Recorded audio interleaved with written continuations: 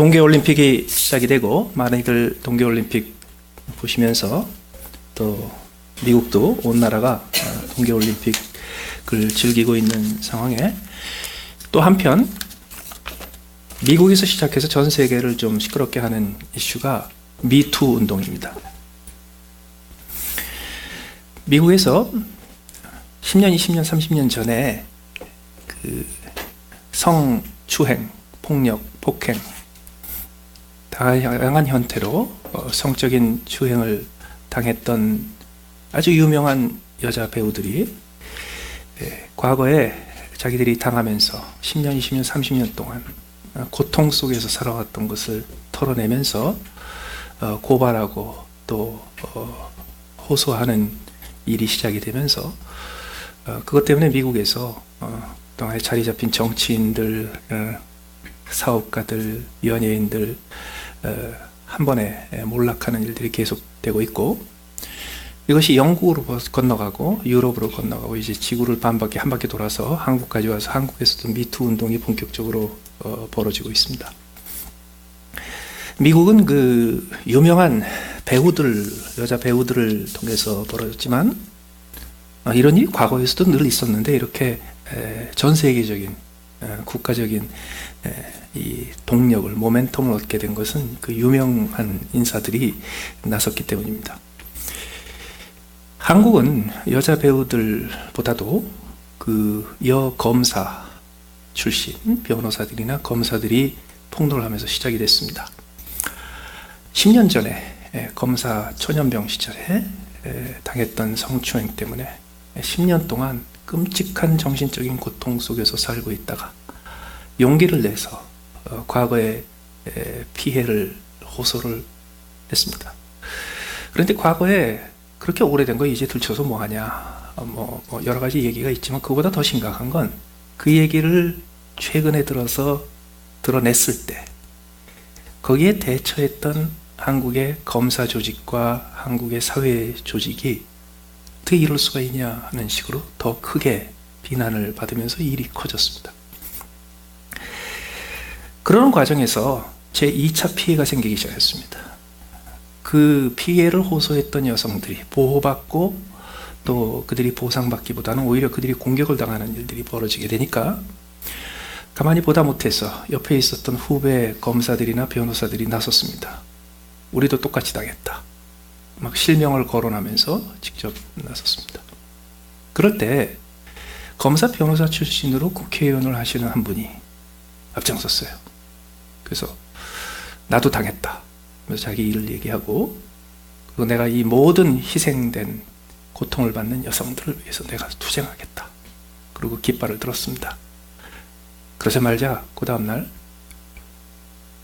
그 검사 밑에서 그 국회의원이 변호사 시절에 그 밑에서 일하던 부하 직원으로 일하던 변호사가 오래전에 내가 성추행을 당하고 또 희롱을 당했을 때 직장 내에서 호소할 사람이 아무도 없어서 똑같은 여성 선배로서 그분한테 찾아가서 호소를 했더니 그때 나한테 이렇게 얘기했습니다. 덮으라고. 그냥 지나가라고.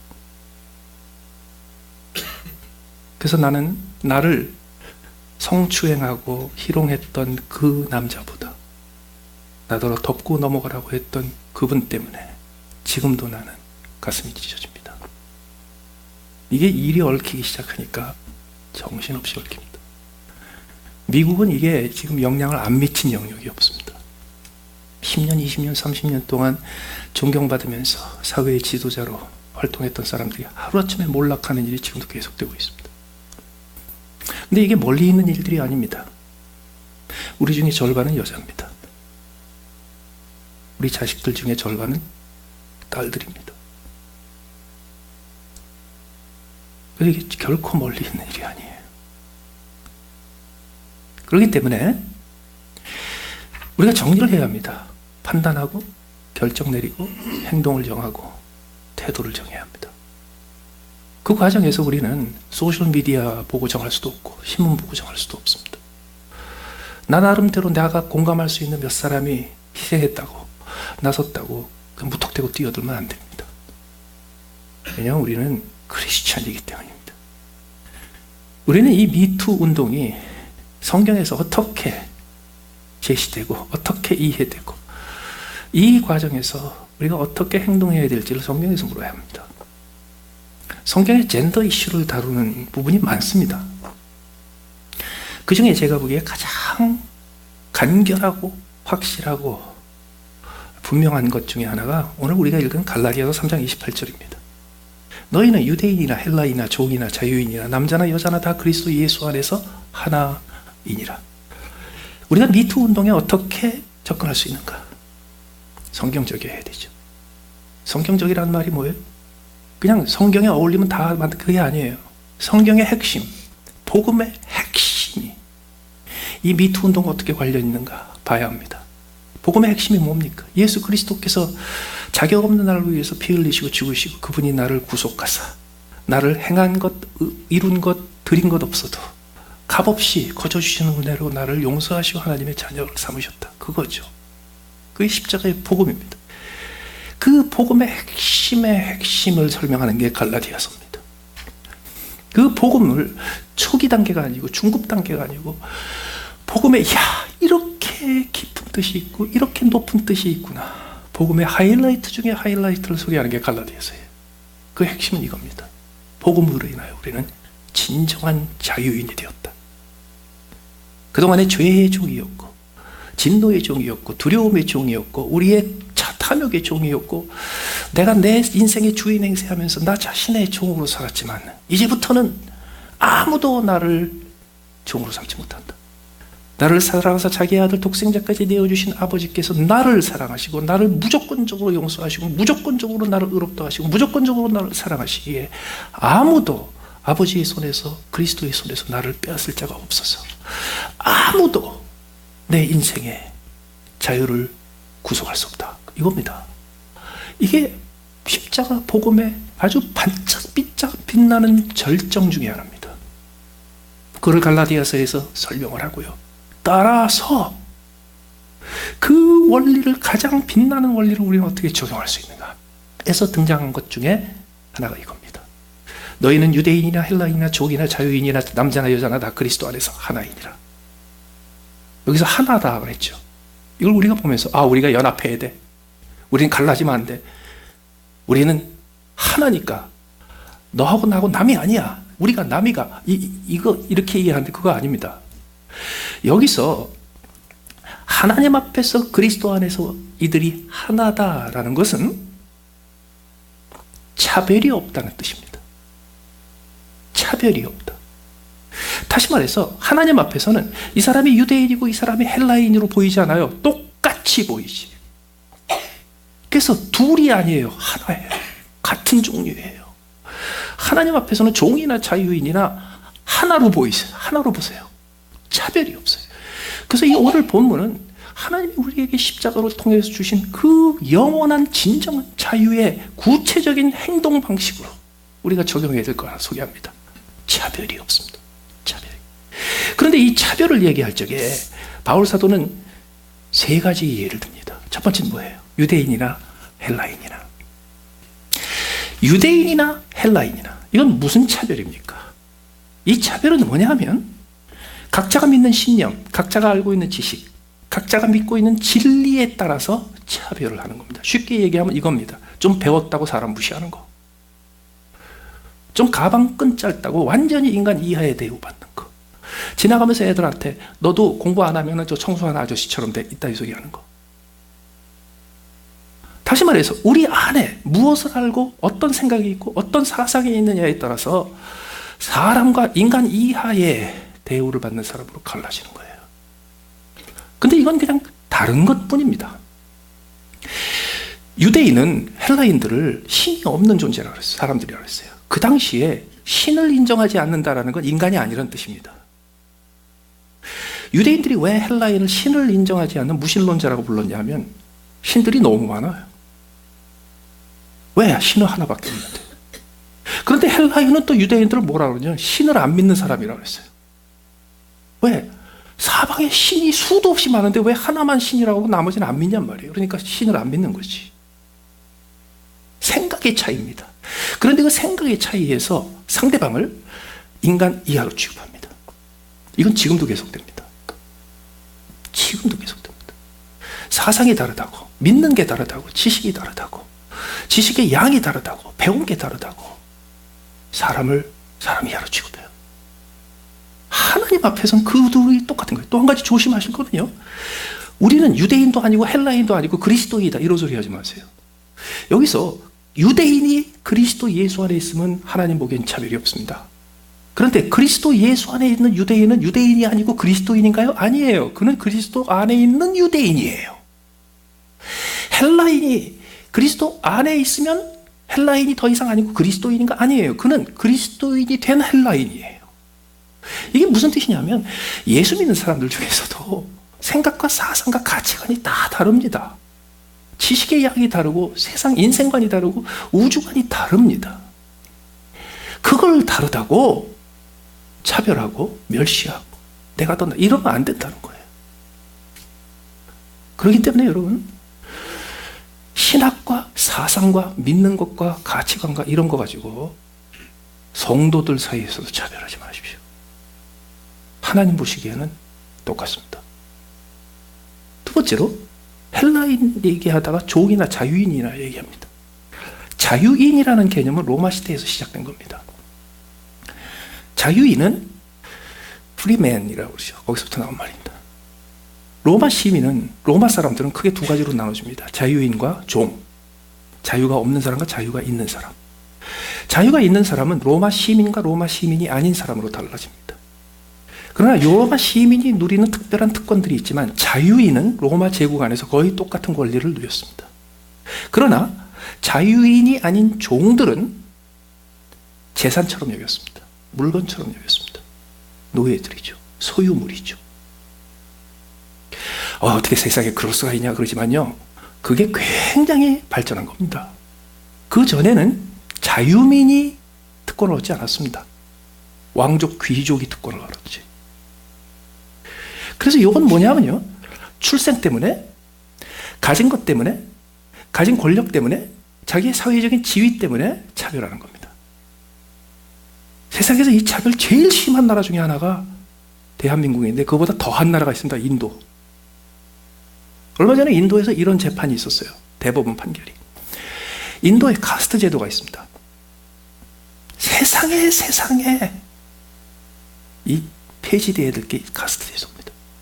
근데 이 카스트 제도에 따르면 거의 신에 가까운 계급이 있고 그 제일 밑바닥이 평민입니다. 그런데 그 카스트 제도의 분류에도 안 들어가는 불가촉 천민이 있습니다. 이렇게 손대면 안 돼요. 손대면 부정타. 그 손도 못 대는 불가촉 천민이 있습니다. 불가촉 천민은 카스트의 계급에도 안 들어갑니다. 아예 치지도 않아요. 왜? 인간이 아니니까. 인도는요, 소도 잘 섬기잖아요. 소만지도 못한 사람들입니다.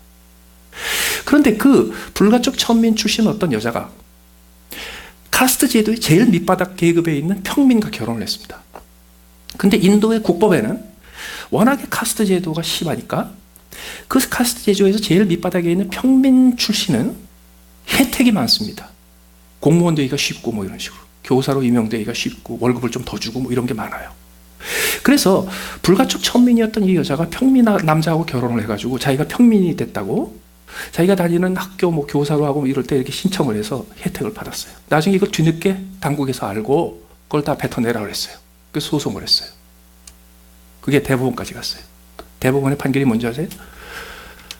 카스트 제도는 결혼한다고 바꾸지 않는다. 태어날 때 정해지는 게 평생 간다.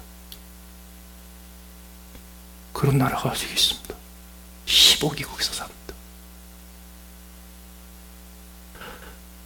먼 나라 일이에요? 우리도 그래요.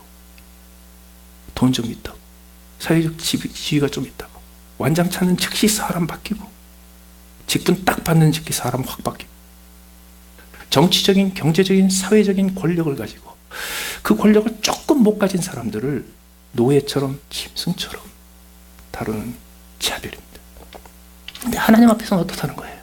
하나님은요, 똑같다는 거예요. 하나도 차별 없이 똑같다는 거예요. 그런데 그 다음에 나오는 게 남자와 여자입니다. 왜 남자와 여자가 여기 나옵니까? 왜 나오는지 아세요? 여자가 종만도 못했고 헬라인만도 못했습니다. 사상의 차이 때문에 지금도 인간 이하로 사람들을 대접하는 게 흔한 마당에 조금 돈 없다고 권력 없다고 사회적으로 지위가 낮다고 정말 개만도 못하게 취급하는 이 시대에 그거보다 더한 대접을 받은 집단이 여자들입니다.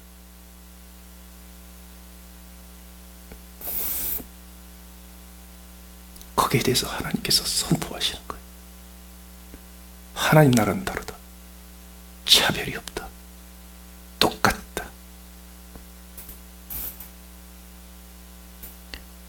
예수님의 예를 들 수 있습니다. 예수님에게 있어서 여성의 존재가 어떤 존재였는가? 여러분, 인류 역사에 사상의 시조를 이루었던 수많은 인류의 선생님들과 종교의 창시자들 중에서 예수님 같은 분이 없습니다. 예수님께서 제자들을 부르셨죠. 예수님께서 수많은 제자를 부르셨는데 그 중에 나중에 12명이 사도가 됐기 때문에 그 사도들을 부르신 기록들 특별히 기록한 겁니다. 걔네들만 부른 게 아니고. 예수님께서 부르셨던, 개인적으로 부르시고 개인적으로 거두셨던 제자들 중에 12사도만 있는 게 아닙니다. 항상 그 곁에 여자 제자들이 더 많았습니다. 예수님과 한두 명이, 두세 명이 단독으로 앉아가지고 예수님한테 긴밀한 교훈을 받는 자리에 베드로와 야고보와 요한만 있었던 것 같아요? 아니요. 여자들이 앉아있던데 마리아와 마르다. 예수님께서 모든 여자 제자들을 하나같이 똑같이 차별 없이 대우하셨습니다. 사도는 없잖아요. 예수님한테 그렇게 무리하라고 말씀하지 마세요.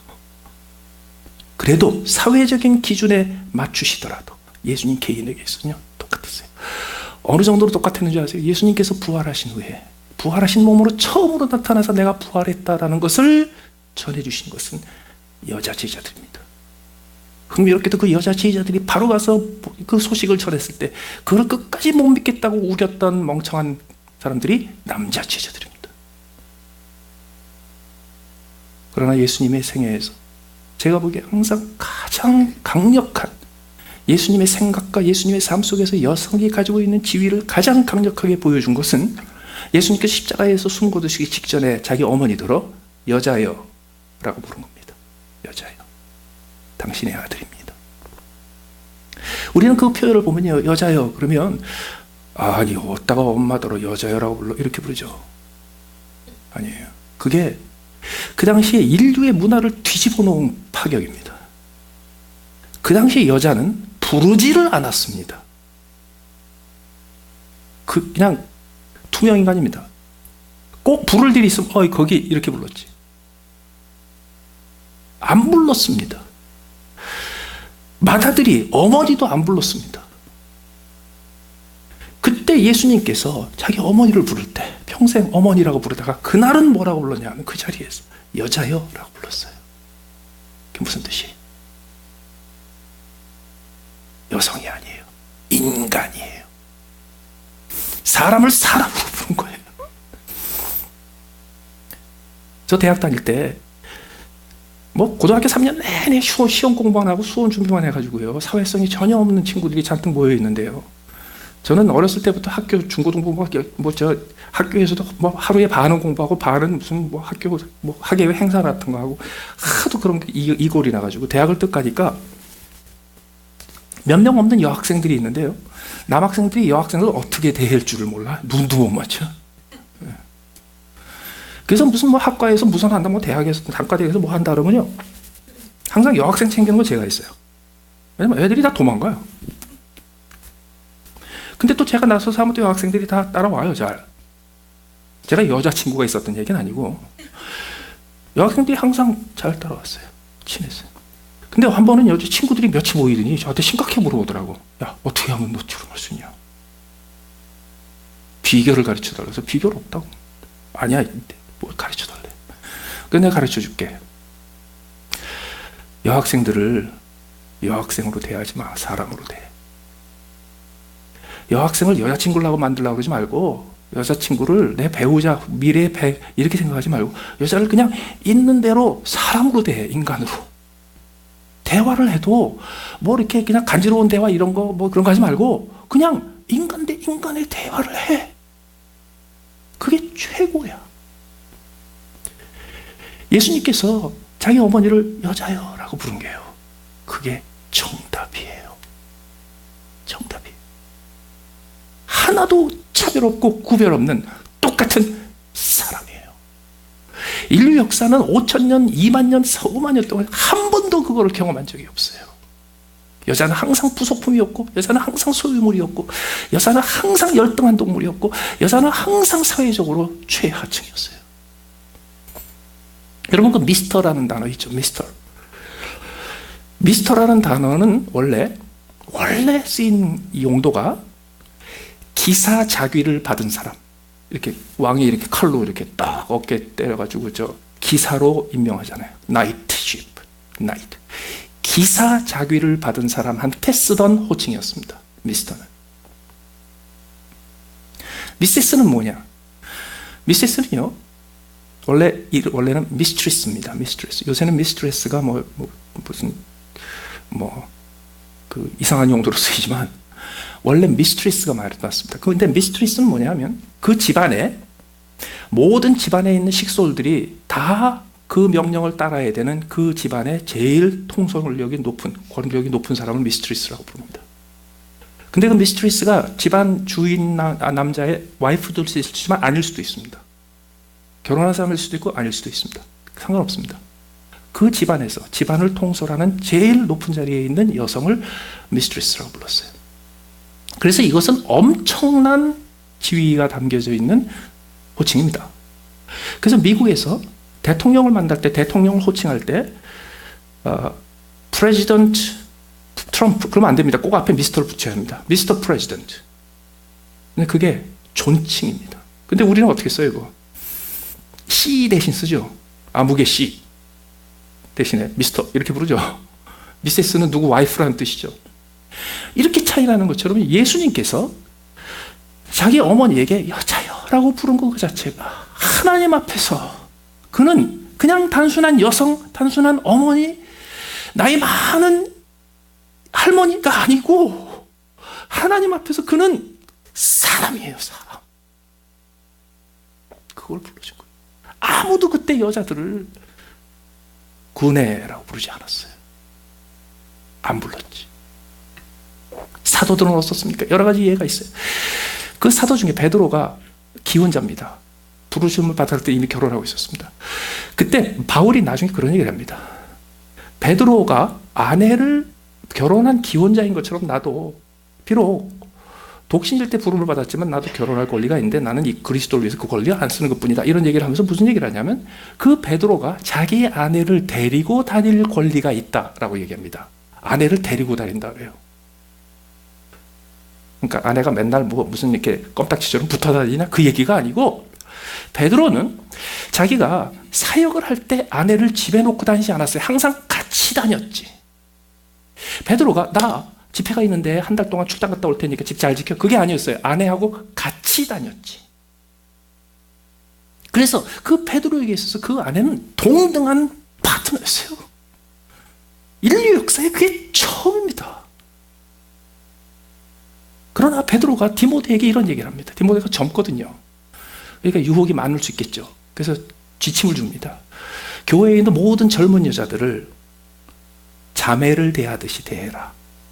이 자매를 대하듯이라는 건 뭐냐면 여성이라는 성적 대상으로 대하지 말라는 겁니다. 여성이라는 성을 가진 존재로서 여성을 규정하지 말라는 거예요. 근데 그들에게 있어서는 여성을 성적 대상으로만 보지 말라라는 가장 듣기 쉬운 소리가 자매로 대하라라는 거거든요. 근데 이거를요, 우리 한국 문화에서 적용하면 안 됩니다. 우리는 워낙에 사회의 모든 구성원을 가족으로 부르는 사람들이기 때문에, 예? 웨이트리스를 부를 때도 이모라고 그러잖아요. 집에 지나가는 모든 남자들이 아저씨잖아요. 미국에서는 이렇게 갑자기 뜨는 10대 배우나 가수를 girl next door라고 불러요. 네? 이웃집 아이. 한국은 이제 그렇게 뜨는 거를 국민 여동생이라 그래. 한국은 모든 사람들을 가족으로 불러요. 그러다가 어느 날 성경 말씀대로 내가 자매처럼 대해서 그 여자가 나를 오빠로 부르기 시작하면 이게 위험해집니다. 그래서 교회에서 오빠 동생 하지 마세요. 하지 마세요. 한국 사람들은 그거 쓰면 안 돼. 굉장히 위험해.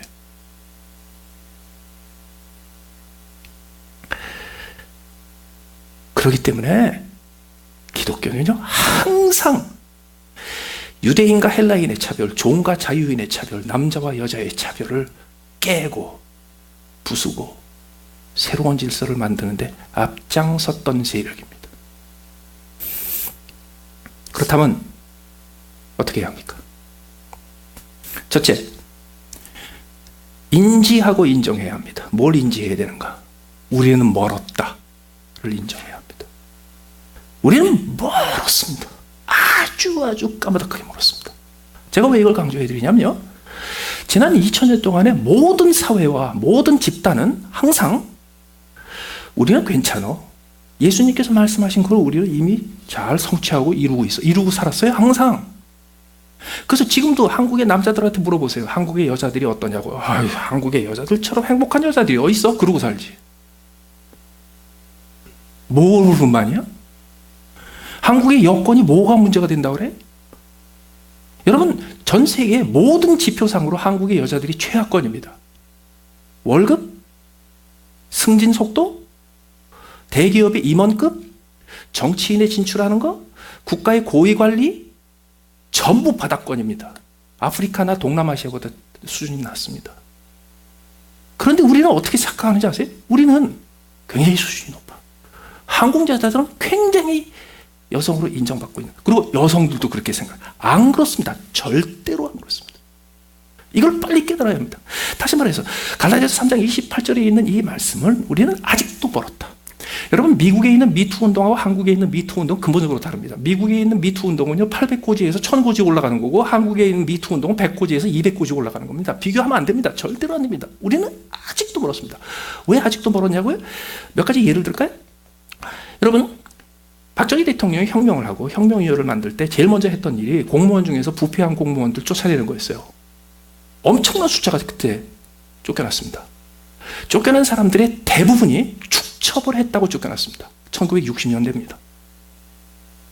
그 당시에 공무원 중에 30-40%가 축첩을 할 정도로 부패했다면 엄청나게 뜯어먹은 겁니다. 두 집 살림할래. 그 다음에 그렇게 뜯어먹고 부패한 거 가지고서 가장 돈 많이 쓴 게 뭐냐 하면 축첩한 겁니다. 그래서 60년대에 살아왔던 한국 사람들은요, 축첩에 대해서 익숙합니다. 그 당시 웬만큼 한국 사회에서 좀 경제적으로 여유가 있었다 그러면 죄송하지만 배다른 형제 때문에, 작은 시야 때문에 가정에 끔찍한 고통을 당했던 경험들이 굉장히 흔합니다. 그런데 그게요, 반세기 전이에요.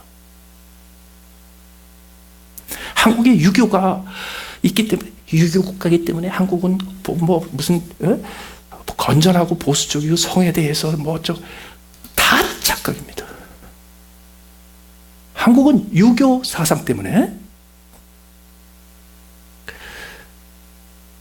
성적으로 문제를 일으키면 여자들은 목을 매 죽거나 아니면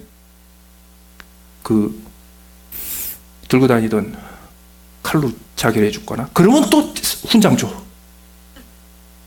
몸을 더럽히지 않고 죽겠다. 그런데 남자가 그러면요, 아무도 벌 받지 않았어요. 허구한 날 기생 끼고 밤에 2차, 3차까지 가도 아무도 남자는 벌하지 않았어요. 그걸 갖다가 와이프가 옆에서 뭐라 그러잖아요? 그 7거지약 중에 하나입니다. 질투. 그래서 쫓겨났습니다. 아니면 가문의 영광을 위해서. 그러면 또 친정에서는요, 쫓겨나지 말고 자결해서 죽으라 그랬어요. 그러면 연료비례도 받지. 착각하지 마십시오. 한국 사회가 건전한 사회라고요? 아니에요. 그거는 남자들이 자기 멋대로 살려고 만들어놓은 시스템에서 수백 년 동안 여자들이 인간 이하의 대접을 받은 겁니다. 조선시대에 능력 있고 지혜 있고 지식 있고 학문을 하고 한자를 띄고 사서삼경 대학 소학을 띈 여자들이 시를 쓰고 서화를 그리는 놀라운 예술성을 가진 여자들이 자기 실력을 발휘할 수 있는 유일한 공식적인 직업이 기생이었습니다. 그 이외에는 아무것도 없었습니다. LPGA에 왜 한국 선수들이 저렇게 다 휘어잡았나? 이유가 있습니다. 박세리 선수가 US 오픈에서 우승할 때 새벽 2시, 3시에 아빠하고 옆에 앉아서요, 그걸 같이 지켜봤던 10대 소녀들이 수만 명이 있었습니다. 걔네들이 그때 처음으로 꿈이 생겼습니다. 그 전에는 꿈이 뭐였는지 아세요? 그 전에 모든 대학생까지, 여대생들까지 모든 대학생들한테 물어보면 꿈이 현모양처였어요. 근데 남자들한테 물어보면 현부, 양부 그러는 사람 한 명도 없었어요. 남자들한테 꿈을 물어보면 출세하는 거지. 수신제가 치국평천하. 현모양처가 뭐가 나빠요? 누가 나쁘대요? 안 나빠요. 그러나 현모양처가 되고 현부양부가 되는 것은 우리가 평생 추구해야 될 우리의 소원이에요. 그게 꿈이 아니에요. 내 모든 힘과 정력을 뽑아서 매일매일 나를 흥분시키면서 내가 열심히 추구해야 될 그 꿈이 아니란 말이에요. 그런데 한국 사회는 500년 동안 어린 소녀들에게 너희들의 꿈은 현모양처야라고 세뇌시켰어요. 억울하네 그러신 분들 여기 계시죠? 그러다가 걔네들이 처음으로요, 나하고 똑같이 꼭 한국 여자처럼 생긴 언니가, 몇 살 나이도 많지 않은 언니가 전 세계의 주목을 받으면서 수십만 달러의 상금을 타면서 그 전 국민을 흥분에 빠뜨리게 하는 그 승리를 일궈내는데, 그게 뭐냐 하면 짝대기 하나 가지고 한 거예요. 자기 실력으로.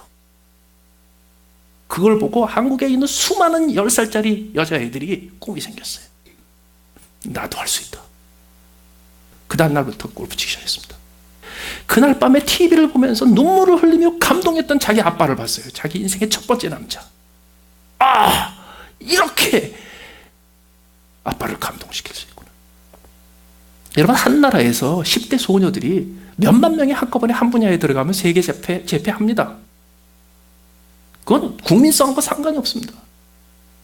그런데 걔네들이 정치로 나가고 의사가 되고 사업을 하고 과학자 되고 문학자가 되고 시인이 되고 소설가가 되고, 그래도 얼마든지 세계가 최고가 될 수 있는데요, 그걸로 안 갔어요. 다 골프로 갔지. 왜?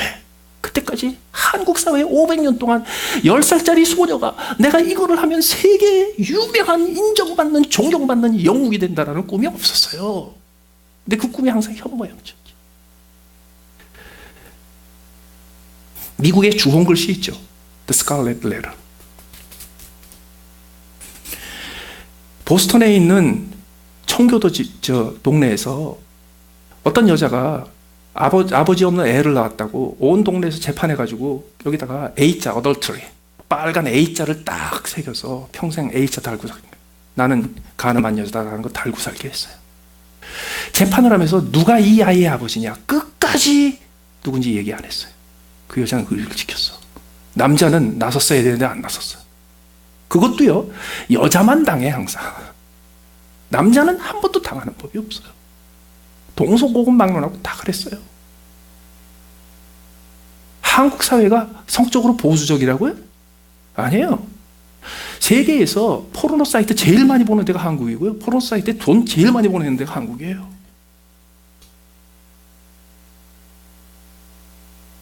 뭐를 인식해야 되냐면요, 아직도 멀었다. 정말 우리는 아직도 멀었다. 우리는 정말 이 수준밖에 안 된다라고 현실 파악해야 합니다. 그 다음은 어떻게 해야 됩니까? 여러분, 미국도 마찬가지입니다. 이번에 미투 사건이 자꾸 벌어지니까요, 의회에서 전문가를 하나 불렀는데, 이 전문가가 2년 전인가 3년 전에 미국의 간호사나 의사나 이런 거 훈련받는 그 메디컬 트레이닝을 받는 사람들 중에 30%의 여성의 30%가 메디컬 트레이닝을 받는 도중에 성추행을 당합니다. 성폭력부터 성희롱까지. 여러분, 딸 자식들 간호학교나 메디컬 스쿨 보낼 때 그거 기억하세요. 30%가 평생 지워지지 않는 성추행과 성희롱을 당합니다. 셋 중에 하나.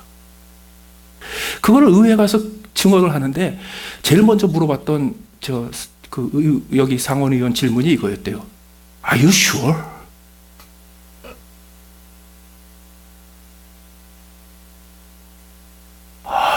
아직도 까마득하게 멀었습니다. 그럼 어떡하냐고요? 그래도 미국은 좀 낫고 한국은 좀 나은 거예요. 저 이슬람보다는. 여러분 히잡 쓰고 다니는 거 있죠? 그거 왜 프랑스에서 그렇게 난리치는지 아세요? 히잡이 철저하게 상징하는 게 있습니다. 여자는 남자보다 열등한 존재라는 거.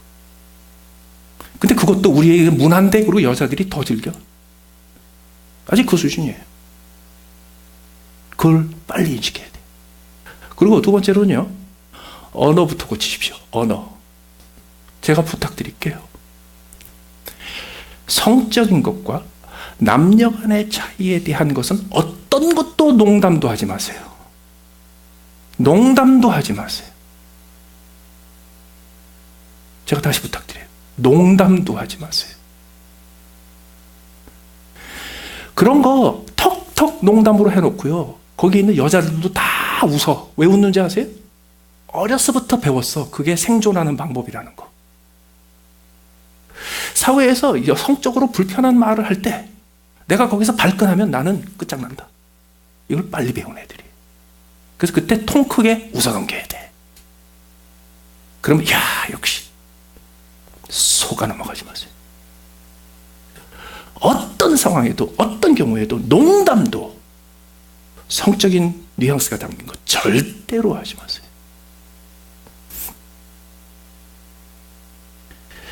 한국의 어떤 미국의 아주 존경받는 아주 슈퍼스타급 여배우가 한국에 방문을 했어요. 영화 홍보하려고. 근데 방문해가지고 공항에서 첫 번째 인터뷰를 딱 하는데 기자회견을 하는데 기자가 물었어요. 한국에선 당신이 베이글녀라고 알고 있는데 아냐고. 그랬더니 베이글녀라는 말 없잖아요, 영어에. 그래서 이 여배우가 물었어요. 그게 무슨 뜻이냐고. 그랬더니 기자가 미국에서 온 여배우한테 영어 단어를 설명을 해줬습니다. 베이글녀는 뭐냐 하면 베이비 페이스의 글래머한 바디를 가진 걸 베이비녀라고 그런다고. 베이글녀라고 그런다고. 그때 그 여자가 그 얘기를 듣고 그거 좋은 얘기죠? 그러면 I'm happy 그랬거든요. 속으로 그랬을 거예요. 이런 변태들. 심지어는요. 외모에 대해서 언급하지 마세요. 외모에 대해서 언급하는 거 제일 쉽게 하는 게 뭔지 아세요? 너무 이쁘세요. 이거. 내가 모르는 어떤 남자가 여자한테 또 와서 보자마자 너무 이쁘세요. 이거 뭐예요? 작업하는 겁니다. 이거. 앞 세대로 얘기하면 수작 거는 겁니다. 안 그래? 이쁘면 이쁜 거지 뭐. 여자가 이쁘다고 그러는 건 괜찮지. 요새 그것도 위험해. 무슨 얘기냐면 언어에서 극도로 조심하시오. 어떤 분들은 이런 얘기 하세요. 다 모인 자리에서 요새는 말 함부로 하면 큰일 나. 그 말도 하지 마세요. 그 말 들으면 그 자리에 있는 여자들이 얼마나 불편한데요. 그런데 이게 익숙하지가 않아요. 우리 몸에 배인 게 있어서. 그렇기 때문에 누가 지적을 하잖아요. 그러면요. 발끈하지 마세요. 내가 5,000년의 DNA를 내가 지우고 있구나 지금. 그렇게 생각하셔야 돼요. I'm wrong. 누구나가 다 하는데 이런 소리 하지 마세요. 그동안에 수많은 여성들이 참고 봐준 거예요. 그리고요. 그런 일이 있으면요. 이제부터 그 자리에서 지적하세요. 그런데 10대, 20대 이런 애들은요. 겁나서 못해요 또.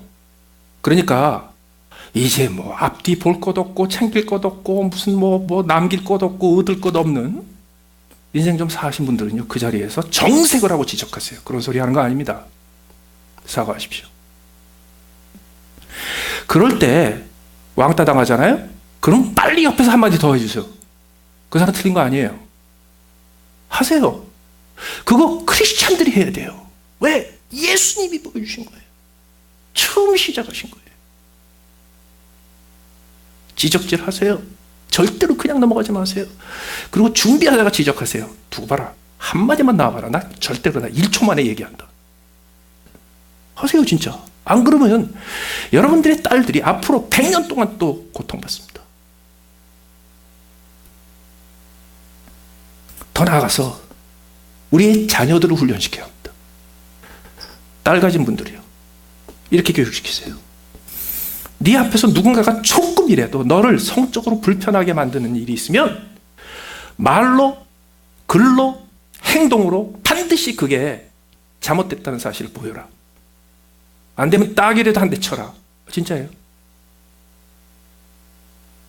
여기 있죠. 35살에 40살 된 보스 따기 치는 것보다 있죠. 12살 때, 13살 때 이런 하이스쿨 고등학생 따기 치는 게 나아요. 무슨 얘기냐면요. 딸들을 그렇게 지켜주지 않으면요. 걔네들 못 지킵니다. 나는 별 탈 없이 살았는데 축복입니다. 하나님이 보호하셨고 여러분들이 부모님이 악착같이 나면서 그냥 독수리 같은 눈으로 지켜봤고 아들들은요. 철저하게 교육시키십시오. 여자들 함부로 못하게. 저는 딸을 못 키우고 아들만 키운 사람인데요. 딸만 키웠던 어떤 부모들의 이야기를 듣다가 제가 감동받은 게 있습니다. 딸만 키우는 어떤 아버지가요. 자기 딸한테 항상 어렸을 때부터 나이 들어가지고 어른이 됐을 때까지도 차 문을 항상 열어줬대. 자기 와이프 문은 안 열어줘. 딸 문은 열어줬대. 왜 그러냐고 물어봤더니 나중에 남자를 만났을 때 차 문을 안 열어주는 남자는 이거는 남자 사람도 아니네. 그러고 생각하게.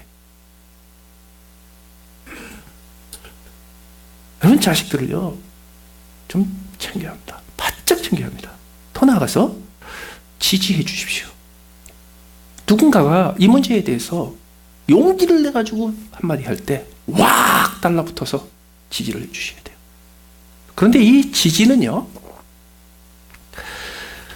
좀 과도하게 할 필요가 있습니다.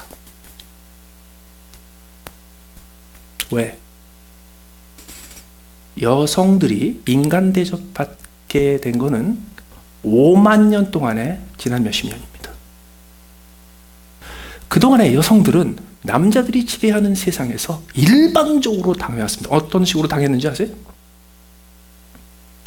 여러분, 전쟁이 벌어지죠. 인류의 역사, 여러분 세계 역사를 이렇게 보면 주요 사건들이 있죠. 그 사건들은 주로 전쟁입니다.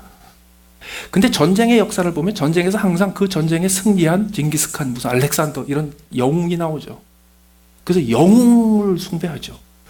그런데 그 전쟁이 벌어졌을 때 진 쪽이건 이긴 쪽이건 뭐 선한 쪽이건 악한 쪽이 상관없어요. 전쟁이 일어났을 때 영웅이 한 명 나오는 대신에 수만 명, 수십만 명의 여성들이 끔찍하게 유린됩니다.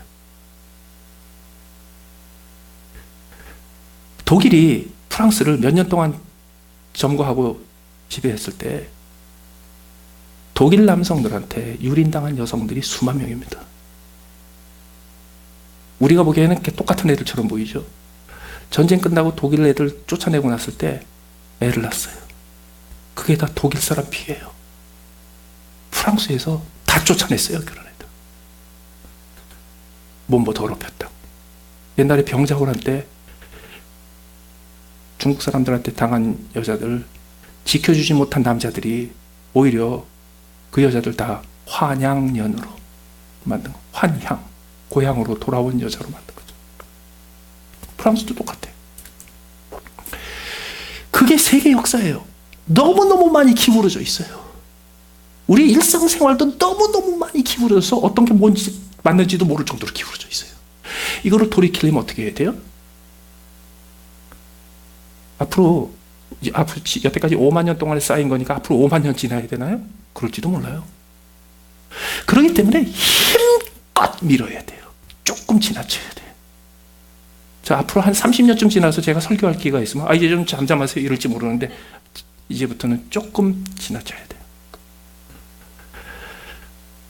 그래서 여러분 미국 건국하고 나서 미국 건국의 아버지들이요 모든 인간은 평등하게 지음받았다 그러고 시작했거든요. 그게 헌법의 처음에 나오거든요. 근데 그럴 때 미국의 흑인 노예들도 똑같은 인간인데라는 걸 알았어요. 그런데 그거를 한마디 뻥끗했다가는 나라가 세우기도 전에 쪼개질 것 같아가지고 아무 소리 안 했어요. 그러고 있다가 그거 해방한 게 87년 후예요. 링컨 대통령이. 그런데 그로부터 30년이 지나서 흑인들이 투표권 받았어요. 그러고 나서 30년이 지나서 여자들이 투표권 받았어요. 그 전까지 투표권 없었어요. 그리고 그때 투표권을 받았어도요, 쓸데없이 글 못 읽으면 못해 이래가지고 못하게 했어요. 60년대 중반이 들어서야 아무런 조건 없이 여자들이 투표할 수 있었어요. 이렇게 판이 기울어져 있었다고, 역사 속에서요. 그거를 그리스도의 제자들이 자기 어머니를 사람으로, 여자라는 사람으로 그대로 대했던 그분의 제자로서 우리가 할 일이 뭔지 아세요? 판을 기울여야 돼. 그러려면요, 힘이 좀 들어요. 조금 선을 넘어야 돼. 조금 지나쳐도 괜찮아요. 우리 죽을 때까지. 끝으로 결코 여성들의 희생을 잊지 마십시오. 남성들이요. 한국전쟁에 미군이 몇 명이 죽었네, 한국군이 몇 명이 죽네, 여자들이 몇 명 죽고 여자들이 몇 명이나 성폭행 당한 줄 아세요?